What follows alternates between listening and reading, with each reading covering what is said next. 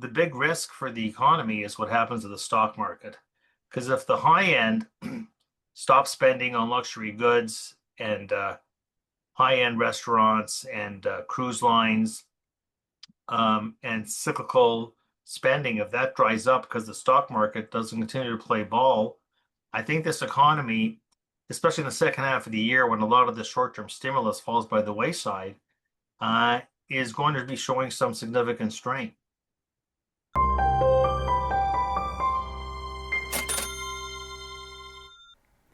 Welcome to Thoughtful Money. I'm its founder and your host, Adam Taggart. The administration tells us that a new golden age for the American economy is now underway and that we should see substantial material incremental GDP growth this year from the policies that it put in place through acts like the One Big Beautiful Bill, tax relief, deregulation, tariffs, and new trade deals purporting to bring trillions of new dollars of foreign investment into the U.S. Today's guest, however, is much more skeptical of the promise of these policies as well as the overall prospects for the economy. And now the U.S. is at war with Iran. How will that impact the situation? For guidance, we turn to the highly respected economist and award-winning researcher David Rosenberg, founder and president of Rosenberg Research. David, thanks so much for joining us today. Great to see you again, Adam. Thanks for having me on. Hey, well, my pleasure. I'm very excited for this. We got to hang out in person in January, I think it was, at the Vancouver Resource Investment Conference, and we were actually on a panel together. And I kind of knew the end of the panel sort of pitched the softball about the administration's policies because I kind of figured it was going to be like a big juicy red steak for you, and it certainly proved to be that way.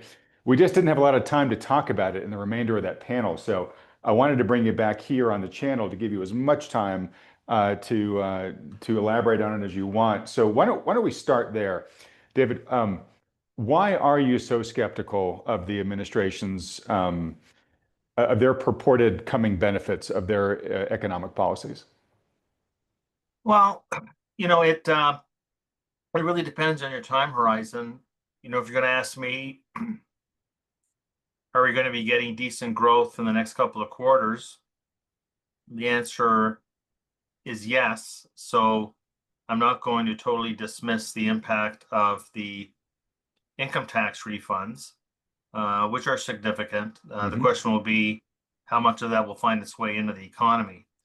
But that's really a temporary boost, right? Like that is not something that any investor should be capitalizing.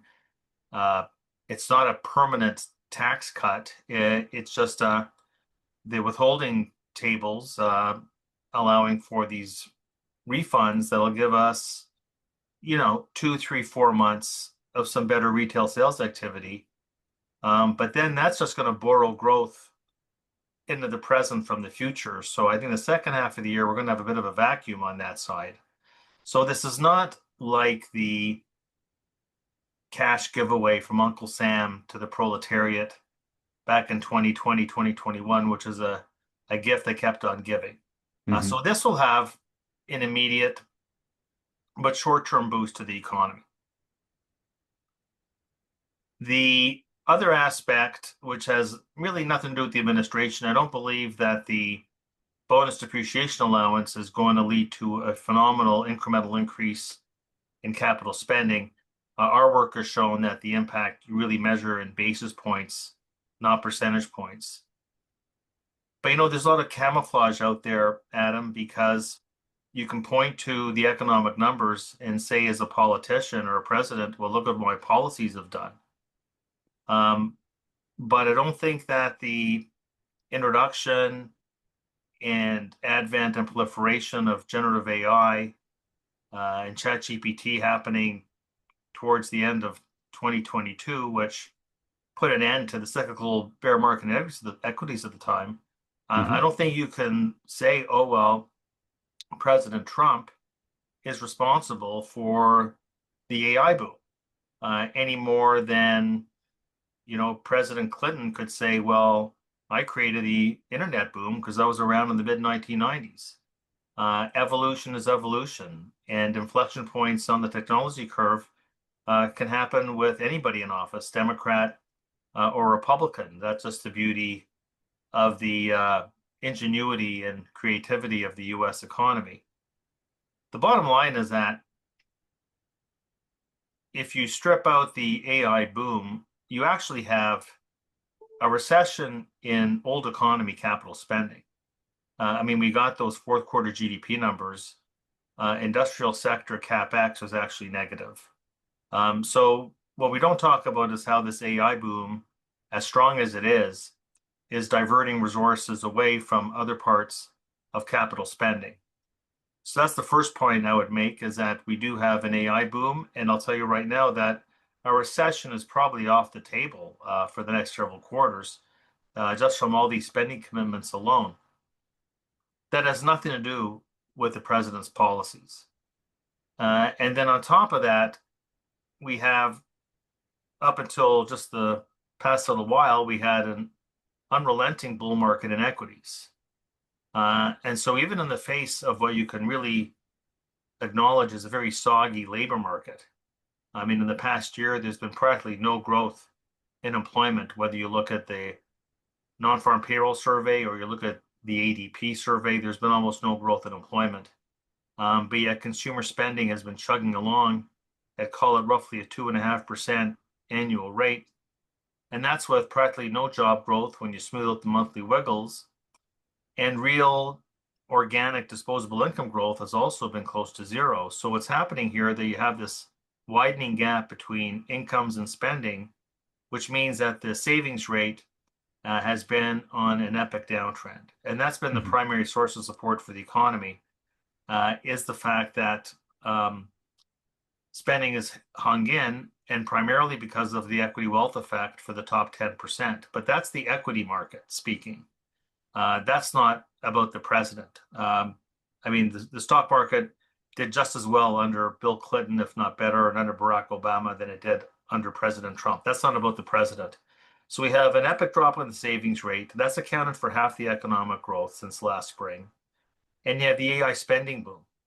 And so that's the story of vitality in the US economy. And so my answer back to you then in Vancouver and today is that none of this has to do with presidential policy. If you're going to talk to me about the success of presidential policy, explain to me how it is that if there's one item, of course, to his personal benefit and his family's benefit, which has been crypto, if Donald Trump has been so successful, why to this day is, Bitcoin still roughly 50% below where it was last fall? Like, has that been successful? I don't think so. So the economy is doing what it's doing. I think actually we get wrapped up in the AI craze, which is definitely adding to GDP growth. But when you do the bean count on the economy, and the major contribution has really come from the equity wealth effect on spending at the high end, that's been over half the GDP growth over the course of the past year. That has been absolutely monumental. So the big risk for the economy is what happens to the stock market. Because if the high end stops spending on luxury goods and high-end restaurants and cruise lines and cyclical spending, if that dries up because the stock market doesn't continue to play ball, I think this economy, especially in the second half of the year when a lot of the short-term stimulus falls by the wayside, is going to be showing some significant strain. Okay. All right. Sorry, I just want to make sure I caught your last point there. I heard you saying that the big risk to the economy is what happens to the stock market, because obviously that sort of has become the tail that's been wagging the dog. And if there is weakness in the stock market, I think you expect to see economic weakness. I thought I heard you use the word economic strength. Did you mean that, or did you mean this? Strain. Strain. Thank you. STRAIN. Okay, Not strain. strain. All right, great. All But right. you made a very you made a valid point. When I started on the business in the mid 80s, the strategist would go to the economist and would say, well, what's your GDP forecast? So I could plug it into my model and come up with my S&P 500 target. But you see, today, it's the economist that goes to the strategist and says, tell me what your S&P is flashing because I need that for my savings rate assumption so I could generate my consumption forecast to generate my GDP call. So you're right. It's the what's the head and what's the tail. Um, there's always been a symbiotic relationship between the stock market, the economy, but now the causation runs in a completely different way than it did when I started the business 40 years ago. The Okay, stock market is I'm the trying not to stock ask this market. as The stock market's driving the economy. And if you go back to the that last epic bubble that burst, back in 2000, remember the stock market rolled over, and then the economy rolled over. Mhm. And so it's not just that the stock market is quotes a leading indicator; it's the fact that it's so closely tied to consumer spending today. Uh, you know, Again, when I started the business, you learned about the capital structure. You learned about what's on the balance sheet of company X is debt and equity, and companies would actually issue equity to fund productivity enhancing expenditures. Well, nobody's issuing equity today. They'll issue debt, but you'll get whacked by your investor base if you ever issue equity. If Mhm. anything, you get rewarded for buying back your equity. No, what's happened over time is that the stock market's become this speculative vehicle for the proletariat to get rich as quickly as possible. So that's why we talk about the wealth effect more than we ever have before. That's why, unlike other decades, moves in the stock market like we've seen the past year, couple of years, can trigger such a dramatic decline in the savings rate in support of spending. And when I talk to a non-economist about the savings rate, their eyes just glaze over. Like there's the professor economics 101 talking about the savings rate, but I would argue that it's the most important behavioral aggregate in the national accounts at the margin, spread across 140 million households. That decision at the margin, how much am I going to save or spend out of my after-tax dollar? You multiply that over the population, it has a massive impact Massive on impact, economic but it's activity. not And a like I said before, not a sustainable one at this trajectory, over right? half the growth, of the economy the past year, you can trace back to what the stock market's doing and not what it's doing to fund capital investment, but to make people feel wealthier and then more comfortable to spend more of their current income. That's the story. That's not a presidential story. That is a human behavior story. And that's what I say, that if the stock market sputters, I'm not even saying going into a bear market. I'm just saying if it stops going up, the savings rate, which by the way, today, call it roughly 3.5%, is less than half where it was the pre-COVID norm. Imagine if we ever embark on a classic Bob Farrell rule number one, mean reversion on the savings rate. Unless we have a personal income boom, we would have a significant consumer recession. Hmm. And what I'm trying to say here, not to scare anybody, but just to say that there's more fragility behind these economic aggregates that you see on Bloomberg or you see on CNBC or on Fox Business or on Bloomberg, and all you see is the headline. My contention is that there's more fragility behind those headlines than meets the eye. And if the stock market stops going up and the savings rate starts to go up and not down in the face of a labor market that is still showing cracks, it's not imploding. This no hire, no fire labor market backdrop means we have just utter stagnation, like no growth in employment in the past year. Is that a sustainable economic model? And then no growth in real disposable incomes beyond government handouts, not a sustainable model to continue to grow the 70% of the economy called the consumer, unless that savings rate just continues to go down. So much of this hinges on what the stock market's going to be doing. All right, so obviously I'm going to get in a moment to where you think the stock market might be going, but let me just dig into these risks of fragility that you're talking about here. So, yeah, I was trying to get to a word that you just mentioned, which was unsustainable, which is as long as the stock market is doing well, the people who own assets, the top leg of this K-shaped economy, well, they can keep spending, and it's that party goes on for as long as the stock market continues to rise. The bottom half of the K, which is, sorry, the bottom leg of the K, it's much more than half. I'm going to say, just for argument's purposes, let's say it's around 80%. they don't have the benefits of rising stock prices. So as their saving rates goes down, right, as they're basically funding their lifestyle from savings, there is an end date on that. That can't continue forever, right? That's not sustainable. Well, there's actually two items worth noting. The first is 100% correct, that top 10 or 20% is carrying the load.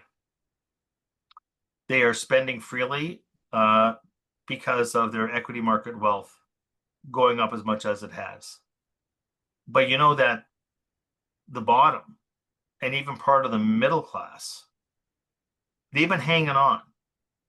They've been hanging on. Now, they're not going out to restaurants beyond, say, Happy Meals and McDonald's. They're not going on fancy trips. They're not going to the casinos. They're spending everything on necessities. And even there, they are barely hanging on. And what is keeping them sustained is credit. Like if you look at the data, credit card expansion has been incredible. And the buy now, pay later, the BNPL, that is a huge craze that's been keeping the low and even the middle end intact. And that's something else that we have to consider, because if it wasn't for the credit valves for the low end of the income spectrum, they'd be forced to cut their spending on the essentials, like groceries, like food, toothpaste, soap.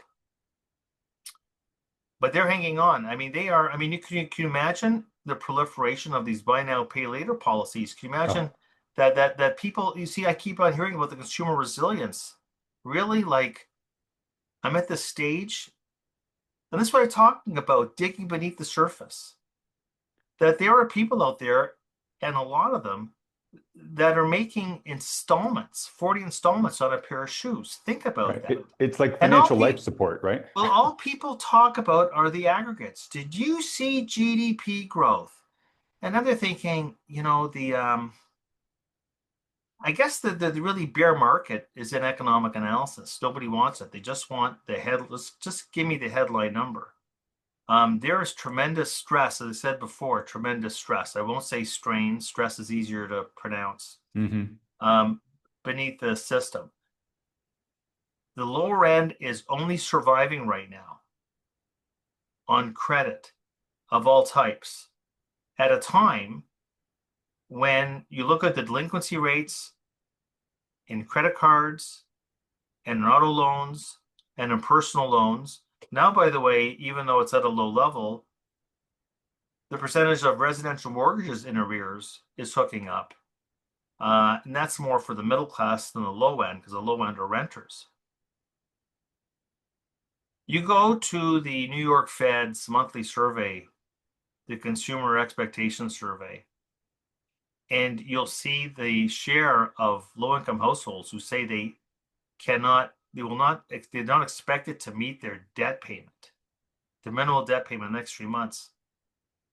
That number is at the high end of the historical range. So the question then becomes for them is not the stock market. The question for them becomes, at what point do the lenders to risky borrowers, seeing delinquency rates rise to their highest levels in 15 years, Right. begin to choke off that credit? So I don't know what the date of any of this is. I don't know the stock market.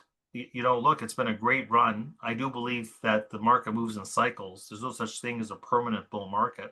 Hmm. And then what happens when these lenders start to pull back on their credit availability for the very low end? Well, don't forget, because consumer spending on essentials still shows up in GDP. So that's what we have in our hands. We have these two forces at play that have dragged down the savings rate, because at the low end, don't forget, credit cards and buy now, pay later, they give you cash flow. But that cash flow does not count as income. That's not in the denominator Hmm. of the savings rate calculation. So I'm thinking that there could be a couple of things that happen.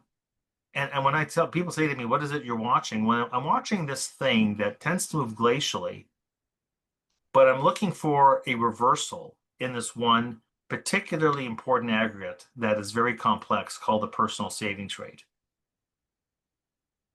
And any sort of development, not even a shock, but a development that causes that to normalize. I mean, to get back to the normal trend of the past 5 decades, unless we get the denominator personal incomes really accelerating, the mathematics are going to be a very weak consumer spending backdrop. And so that's what I'm looking at. And I'll tell you why, because you opened up this segment talking about the looming fiscal stimulus and the big beautiful Mm-hmm. bill. Well, the big part of the big beautiful bill was just not falling off the fiscal cliff by the extension of the tax cuts, but the refunds are all people are talking about. I cannot believe how short-sighted and myopic our industry has become, because that's the only questions I get. Can you give me what the GDP impact is going to be from the looming tax refunds? To which I say, sure. If that's what turns you on, you want me to give you a 3 month or 2 month forecast? Sure. So I like to delve into the things that other people are looking at. Where's the surprise going to be? What will the surprise be after these tax refunds? How much will be saved or spent? But what happens in the aftermath? So I have, shall we say, a rather skeptical view as to how the economy is going to play out, with or without Donald Trump's policies. Okay. And tied to that then is obviously what's going to happen with AI CapEx spending going forward, because that's been a big factor over recent years. Um, Before we get to that, let me just ask you this. It's kind of a pessimistic question, but you're talking here about the lower class and middle class that are really just kind of hanging on by their fingernails right now, right? They're draining down their savings. They're relying on things like buy now, pay later, which, I mentioned is sort of like financial life support. Um, does it re In the current economy that we have, does it really matter what happens to the bottom of the bottom leg of the K? Meaning, you know, from what I can tell, the average number of consumer spending has been held up pretty okay, largely because the top end of the K just spends a lot more above its weight. And as long as they're doing that, and I hate to say this because it sounds so cold-hearted, but is it almost immaterial what the bottom half of the K is doing, as long as the asset party is raging enough that the top half of the K keeps their dominant spending going? I'd say that there's a lot of truth to that. I just told you, two narratives about why the savings rate's going down. I think that the equity wealth effect on spending has been dominant, and the low end. I mean, they're spending on necessities. They'd rather not have to share one plate of pasta with a family of four Right. if they don't need to. But you're right. So they'll do what they have to do to survive. They are borrowing to survive right now because their job prospects are meek, and wage growth in nominal terms is subsiding at a time when inflation has remained, shall we say, stubborn. So that's impacted their real incomes. The high end has been the dominant force. Make no mistake about that. And that again comes down to why. Why has there been this shift in the curve of high end consumer spending? It certainly wasn't happening in 2022 during the cyclical bear market, Hmm. but it's been happening, and then it's really accelerated just in the past year. And so the answer is yes, it's been the equity market, the impact it's had on wealth creation, but not just the wealth creation, but the psychology behind that it's Hmm. okay to continue to spend more and more of my after-tax income. Maybe the savings rate gets to zero. Nothing says that mathematically you could even go negative. Right. Um, Depending As on long if as you the want to lenders start, still well, ask. so, Yeah. so long as you know just borrow your brains out. But what I'm trying to get at here is that's been the principle. It comes back to the opening question about, I guess, if you believe that Donald Trump was the principal source of the bull market in equities, I don't really think any president, including Ronald Reagan, is that powerful that they can influence Mother Nature. The markets will just move in cycles, and the markets are incredibly driven by psychology. In fact, when you go back historically, you'll see that almost half of a typical bull market is multiple expansion, not earnings Hmm. growth. And then in a bear market, 80% of the bear market is the multiple contracting. That's what John Maynard Keynes famously coined animal spirits. Well, the economy isn't really driven by animal spirits, but the markets are. And Right. their markets are more volatile and go into far more amplitude in terms of uh, the magnitude of the cycle than the economy does. But you see, I would say that we've never reached a stage, especially now that 72% of financial, the household sector financial balance sheet, in terms of percent share of financial assets, 72% is in equities today. Um, it's never been that high before. It's higher than it was during the dot-com craze. So everybody is all in at the same time, and everybody believes because you have a equity risk premium of zero or negative, that everybody believes that equities have become a riskless asset class. That's going to be, I think, the big surprise is what happens if we talk about mean reversion. What happens if the equity risk premium mean reverted or the price earnings multiple mean reverted? Right. And so the answer always is, well, valuations only matter when they matter. Yeah. And then you have your head sliced off. Right. So um, what I'm saying is that this is not as an economist who is focused on the fundamentals, and maybe that's what gets me into trouble. Because when you have a situation where real organic, when I say organic, I mean net of government benefits, real organic after tax personal income is running zero year over year, but consumer spending is up 2.5 to 3%. That is a wide divide that is not a sustainable economic model.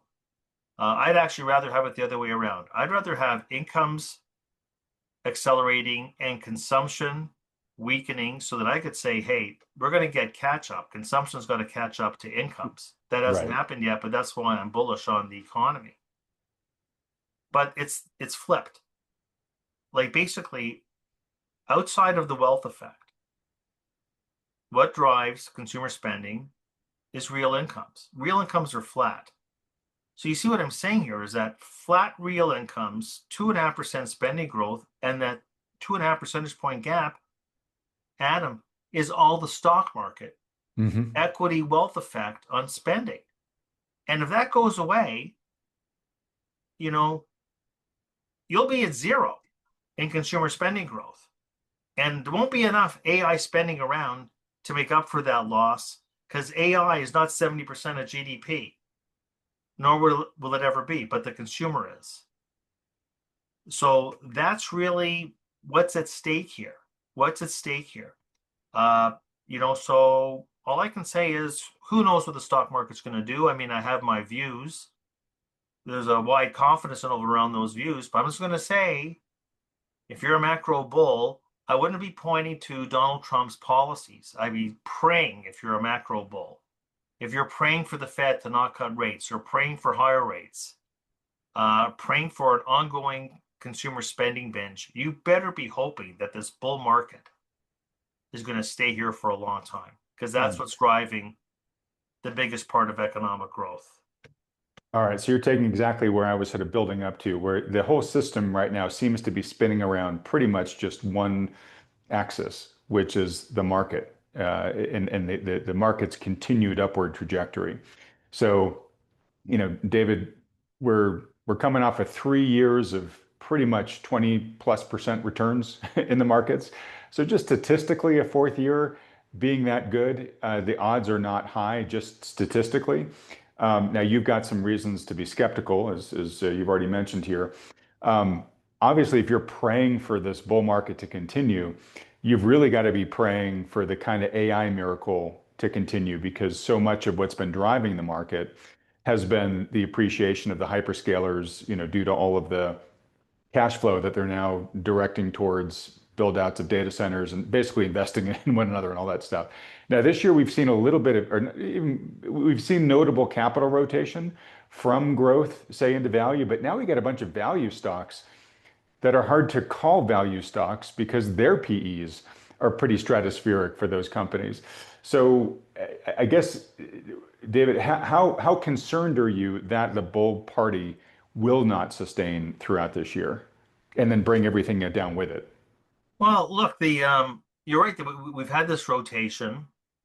But you see, the thing is that people think that they're rotating into other sectors of the stock market and getting out of the tech trade, but they're all correlated. I mean, now because of the implications for the power grid from building all these massive AI data centers, energy is connected now.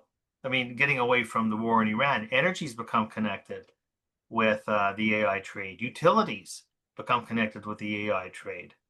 Of course, consumer discretionary through the equity wealth effect has been connected to the AI trade. In industrial products, uh, because of all the construction material that's been needed, is all tied. So you see the things that very few sectors are not correlated with the AI trade. You could point to REITs, you could point to healthcare. I think you can point to consumer staples. I mean, that's pretty well it.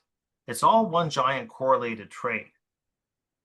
And so I guess from my perspective, the complexion started changing a few months ago. And a lot of that has been all these massive multi-billion dollar capital commitments, which, yes, will provide a boost to GDP for this year. We'll see what happens next year. The question's now, how much overcapacity are we seeing? If you notice Mhm. that companies that are now announcing these mega billion-dollar capex plans, a year ago, 2 years ago, their stocks would fly. Their stocks are now going down. Their stocks are now starting to go down. The whole complexion has changed because now investors are starting to guess how much dilution is there going to be? What's my ROI going to be now Mhm. from all this investment spending? So now there's concerns about overcapacity. As you'd mentioned, there's now new concerns about how this is affecting the disruption with other sectors across a wide gamut. I think you are starting to see it, by the way, in many segments of the labor market. People are saying it's not AI is not in the labor market numbers. I don't know. I don't know what data they're looking at. We haven't seen the peak yet, but it is starting to show up, at least some of the numbers that I'm looking at. But this has been a concern too, that this is no longer, you see what's happened is that AI is no longer a tide that lifts all the All boats. boats. Yeah. And so it's becoming much more selective, and who are going to be the winners, who's gonna I mean, you can mention some large cap names in that space that will probably end up being a dominant player. um, Look, you can argue even that Nvidia's chips are special chips. They do have that monopolistic power. Um, you mentioned before, yeah, consumer staples. I've been a big fan of Walmart for years, but the multiple right now scares the bejesus out of me. And yet, I mean, there's another defensive growth company trading, I think, at a very attractive multiple called Microsoft. And so, look, there's areas that you can point to, but the whole complexion of that AI trade has changed. And it'll be interesting to see if all these estimates of what the TAM is going to be, the total addressable market, what that size is going to be. There's been so much money poured into this. As is usual, this is what happens with every bubble. And this is Right. a You always bubble. I overbuild. don't mean a bubble in a pejorative term. Right. This is about, the exuberance. The bubble is really more in investor behavior than it is in the actual technology. But then it does tend to lead to overcapacity, and that's what ultimately triggers more of the deflation that people talk about productivity. Kevin Moore's talking about with the productivity, that'll come down the road, the productivity. I'm there thinking, well, what about the overcapacity? Because Right. ultimately, what brought on the deflation after the tech wreck was the overcapacity, wasn't the productivity. That was a two-bit player. Right. So Right. yeah, so you're taking a look, you've seen the churn of the market, and when you're looking at it, I said before, the stock market just has to stop going up. And really, it stopped going up, you can say 3 or 4 months ago. I mean, heading into this conflict in the Middle East, the stock market really was hovering near the highs, but it wasn't making new highs anymore. But I think right now, David, I think it's the same price it was at Halloween of last year. yeah, It's pretty much been flat. Yeah. yeah. So this is where expectations come into it. I think that if you polled most people, if you actually look at the survey data, most people still believe we're in a bull market, notwithstanding the fact that we both know that we've just flatlined. It's just been a Hmm. gut-wrenching volatility, and that was happening even before the war with Iran.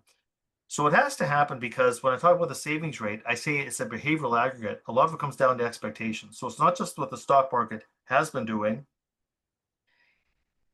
It's when is there a realization that we've reached some sort of change in the not in the regime. I don't mean the regime in Iran, but the Right. market regime. When you when the general investing public starts to realize the bull market is over, and let's say you and I agree on that, and actually it looks like it's, or maybe it's a resting spot. You see, most people believe we're just in a resting spot and heading to the next leg in the bull market. So that expectation that the bull market is still intact is what's still driving the savings rate lower, even though, as we said, the stock market hasn't moved much in the past 4 months.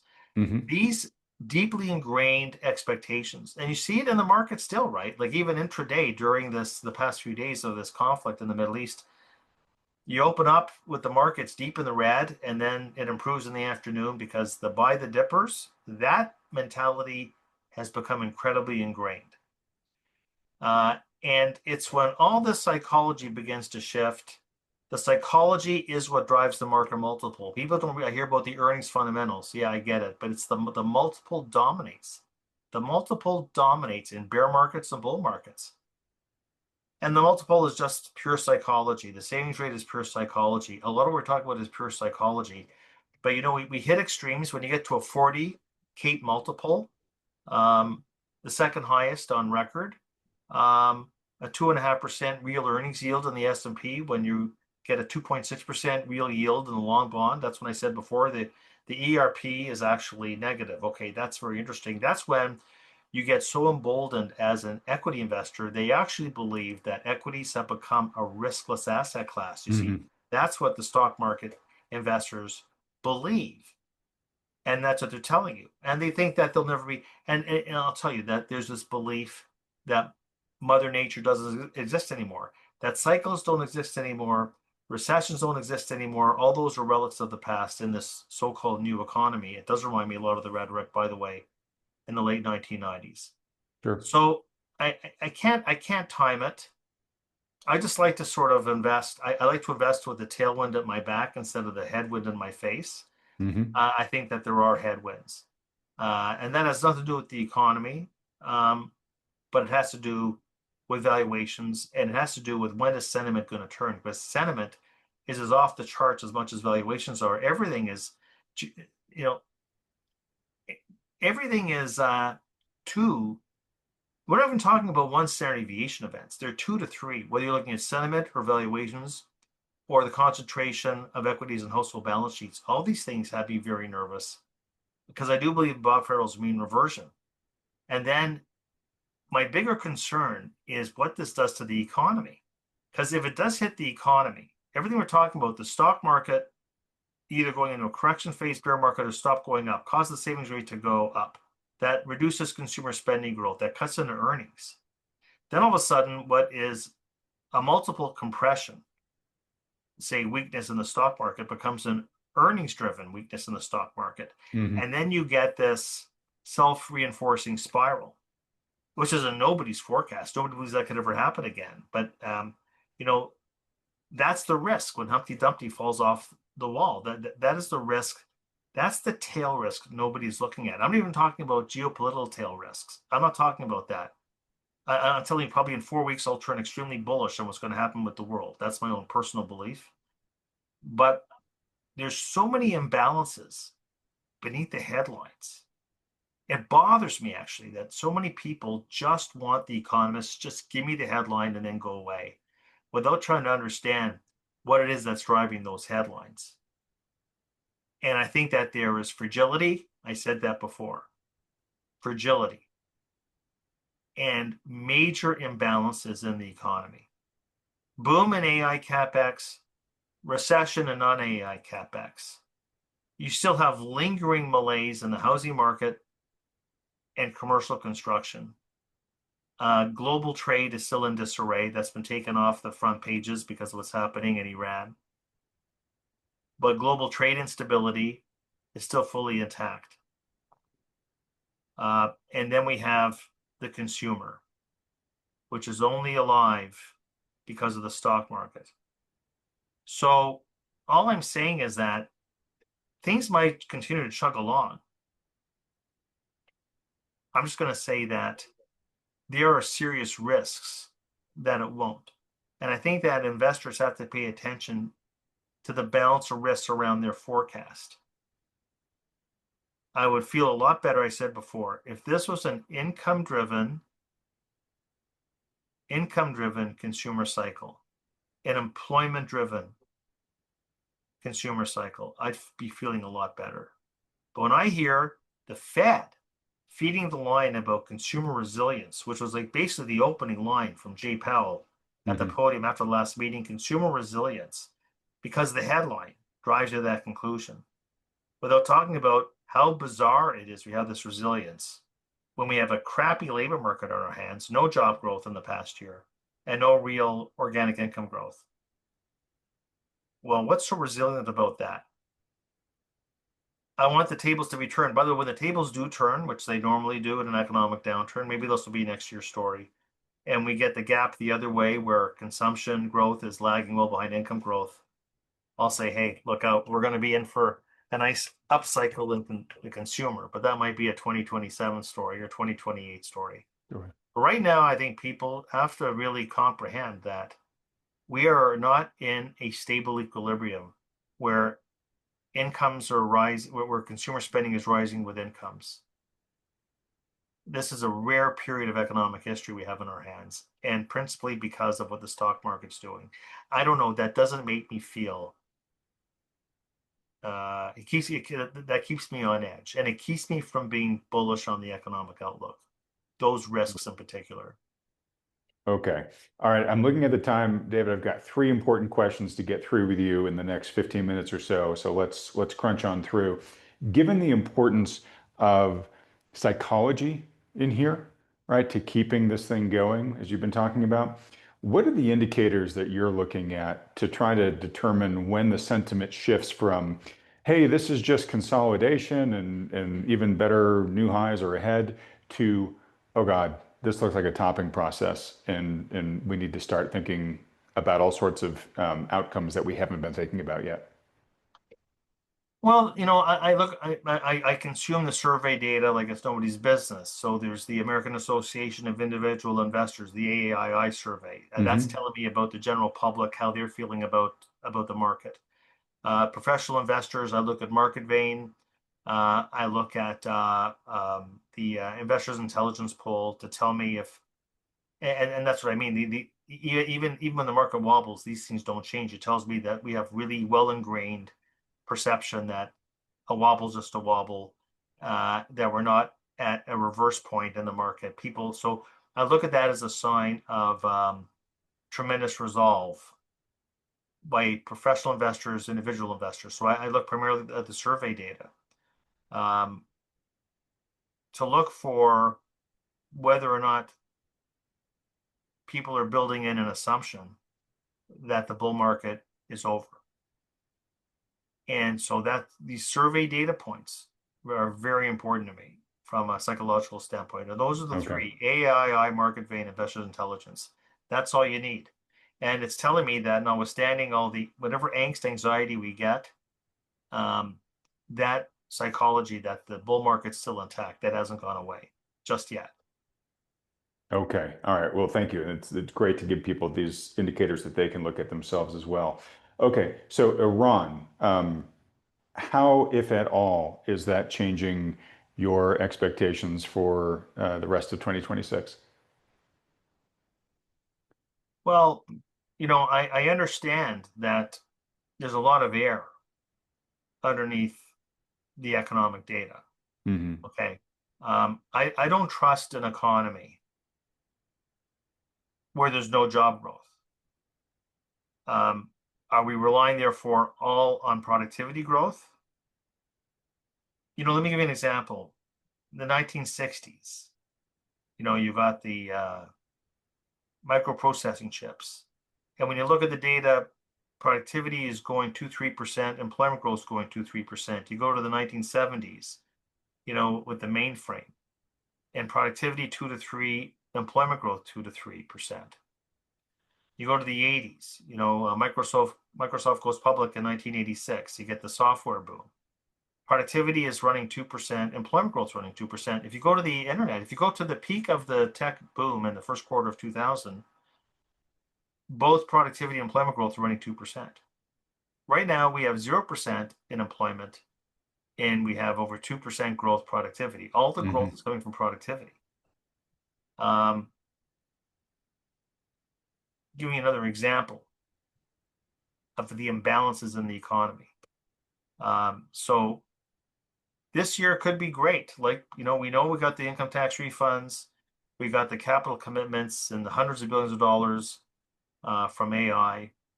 I think the economy this year, on average, I'm using averages. I think we should be okay. The second half of the year, I'm a little concerned. 2027, I think there'll be an incredible vacuum because we'll be past the peak of the AI spending boom. We will not know at that point how much overcapacity there's going to be. Past the peak of fiscal stimulus. We'll probably have a change in the midterms, so they're going to have split government, which means fiscal gridlock. And then it comes down to what's the stock market going to do. I have a view on the stock market. It's not particularly bullish, but then again, other people have a different view. As I said before, you tell me your prediction on the stock market. I'll tell you where the savings rate's going, and I'll tell you what happens with the consumer. But I'll just tell you this much, that we should be very concerned about the K-shape to everything, especially the consumer from a social stability standpoint. We should be very concerned about an economy that's running on all the things we're talking about. Fiscal stimulus and AI spending with no job creation. With no job creation. So tough for me, and believe me, I'm not in the recession camp any longer. I haven't been for a long time. But that doesn't reduce my concern that benchmarked against expectations, I think the economy second half of the year is going to seriously disappoint. You have so much priced in. The consensus is so wildly optimistic that you don't have to have a recession call. But if you get GDP growth the second half of the year running 1 to 2%, and with that higher unemployment, that's going to be a big surprise to the markets and a big surprise to the Fed. And that's really where I'm at right now. All right. Thank you. Again, the specificity is super helpful. So you're not looking too good, at least about the economy in the second half of this year. All right. Rubber meets the road. What type of investing strategy do you think is appropriate for the moment in time that we're in? And are there particular assets that you particularly favor or would particularly stay away from given these conditions? Well, look, one of my recent moves was to extend bond duration out to the 30-year because I like where real rates are. I like where real rates are, and I have a very benign inflation outlook. I'm not nearly as nervous as a lot of the Fed hawks. So I like real rates, and I like how bonds are valued against the stock market. And I think inflation expectations are going to drop measurably between now and the end of the year. So Okay. I like the treasury market. I like all aspects of it. The front end I like as well because there's not enough Fed rate cuts priced in. The Fed has talked everybody out of it. I'm on the other side of the trade as the FOMC hawks, and All right. I like the long end. So this is a gentleman prefer bonds Yeah, year? yeah, exactly. Yeah, you remember my title to the one. Actually, I put that report out the day that the 10-year touched 5% in October 2023. There's parts of the stock market that I like. Obviously, aerospace defense to us has been a no-brainer, and one of the few sectors to be going up through this conflict with Iran. We've been long utilities, healthcare, energy infrastructure. In Canada, we've been favoring the pipelines. But most of our equity concentration, and people should know that in the Rosie model portfolio, I'm not 0% in stocks. In fact, we're 50% equities. It's just that 15% of that has really been in the US. And we have 35% in Europe and Asia. Um, and notwithstanding the fact that Europe and Asia are more susceptible to the disruptions we've had because of the war and energy prices, we still like that diversification in those other markets because they command just superior valuations. So Hmm. we like those particular regions, Europe and Asia. We like US bonds. We bought recently, we think there's too much inflation and RBA tightening, so we bought Australian bonds. And in the equity market, we're very sector specific. So like I said, the hard assets that spin off a revenue stream, we're very cash flow sensitive. So like I said, the pipelines, the utilities, energy infrastructure. We do like healthcare. We've been there. Yeah, equal weight. Again, one of our recent moves was into the equal weight consumer staple sector. We like consumer staples. We just don't want to. We don't want to own like two names, Costco and Walmart. Yeah. So we did and the equal weight consumer staples. So it's a very, shall we say, defensively structured, yield-oriented, capital preservation type of asset mix that we have right now. Okay. Do you have any gold in there? Yeah, I Obviously forgot to defensive, mention. but doesn't have a yield. Good point. Well, I didn't want. Now you're going to get me carried away. We're going to spend another hour talking about gold. In fact, Oh, God. we were at the gold conference. We have trimmed our exposure. We when silver started looking like a dot-com stock, just around Hmm. the time of the conference, we blew out our silver and silver miners. But we're still somewhere between 5 and 10% on gold and the gold miners. It used to be higher, um, but this as well as I do that you don't make money till you book a profit. Right. So we've done that in gold. We like gold. We're just not we don't adore it as much as we used to. But Okay. I'll just tell you this much. I'll tell you this much, okay? Depending what happens in the Middle East, this could be a game changer for me. Okay, you might want to have me on in a month or two, because there's a risk, depending on how this goes, that I become a permable.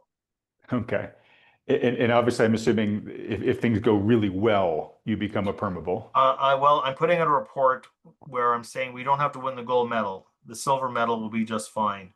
If we can, if you're at the safari and you confront the tiger, but the tiger has no teeth and no claws, you don't have to run away just because it roars at you. Hmm. So the silver medal is basically that Iran does not, the Iranian regime, because it might not go away.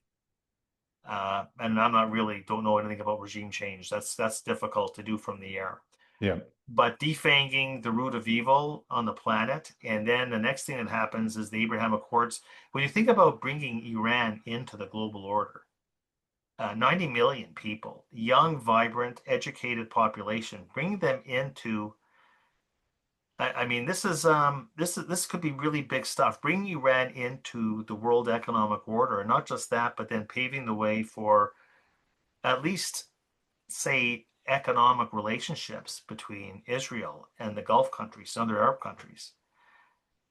Well, I could tell you, we could be talking in a month time that I'm redoing my whole asset mix based on what happens out of this. Because I won't have any desire. I have no satisfaction owning global aerospace defense. In fact, I hate owning it, but I do it Mhm. because we want to make money. I would love to have an excuse to take that position off. So there, you have an incentive to get me back on sooner than 6 months, okay?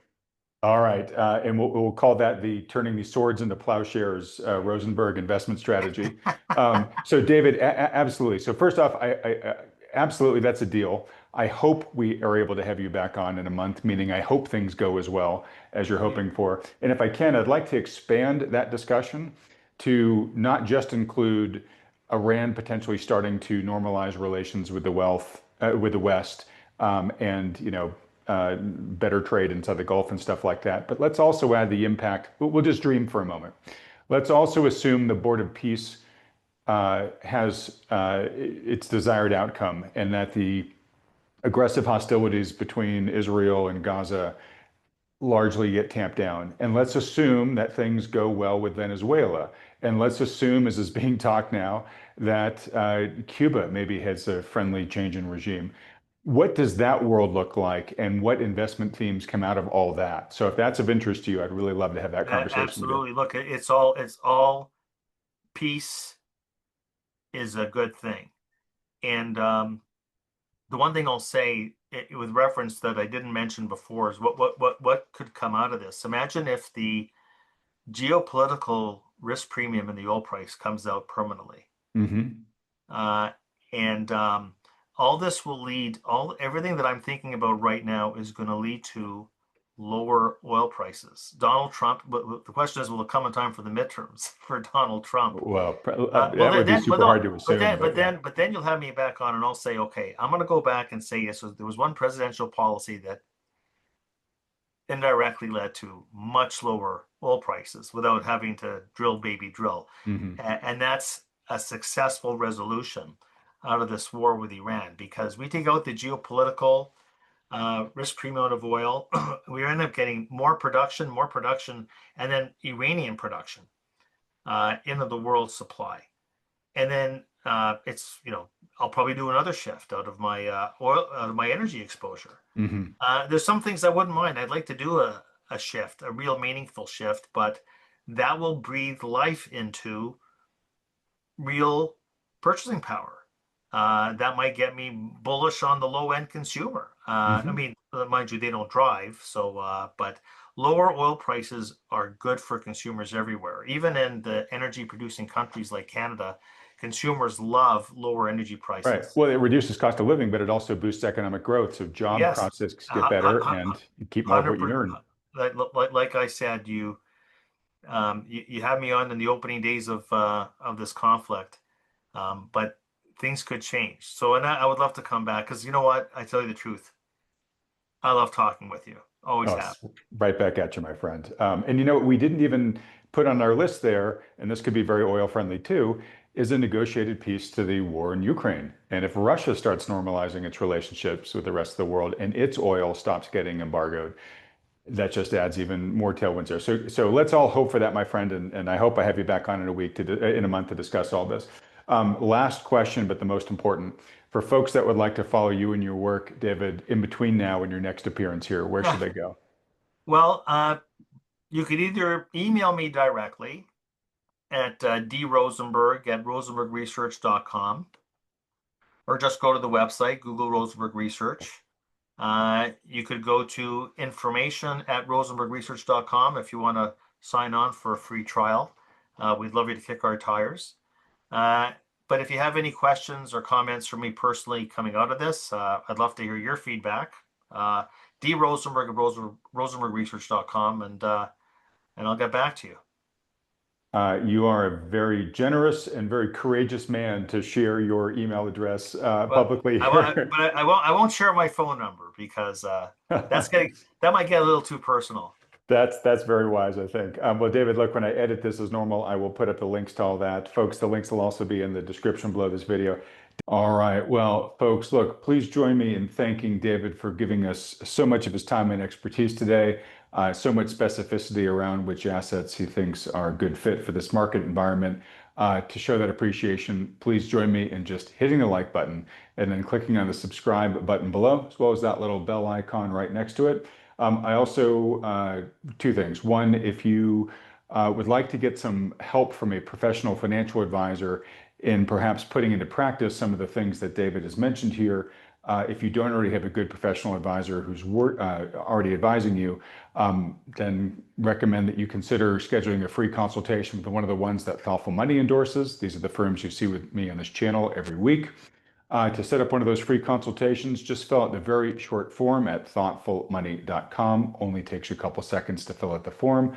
As a reminder, these consultations are totally free. There's no commitments involved. It's just a service these firms offer to help as many people as possible.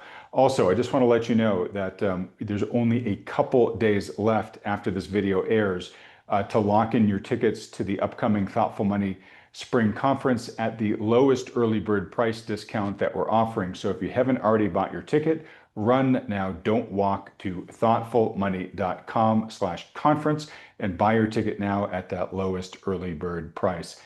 If you are a premium subscriber to our Substack, you'll also receive an additional $50 off of that price by entering the discount code that I've emailed you, so check your email inbox for that. As a reminder, the conference itself is taking place on Saturday, March 21st. Don't worry if you can't watch the event live that day. Everybody who buys a ticket is going to be sent replay videos of the entire event, all the presentations, all the live Q&A within hours of the event's conclusion. And as I've said many times already, this is the absolute best faculty we've ever had, and it probably may be the most timely conference we've ever done, especially given the recent events that are going on with Iran. The faculty includes the great Lacey Hunt, who will be kicking it off with his traditional keynote. He'll be walking through a whole new set of slides, offering his typical graduate level walkthrough of what's happening in the macro economy. He'll be joined by first-timers Ed Dowd, Michael Oliver, and journalist Matt Taibbi.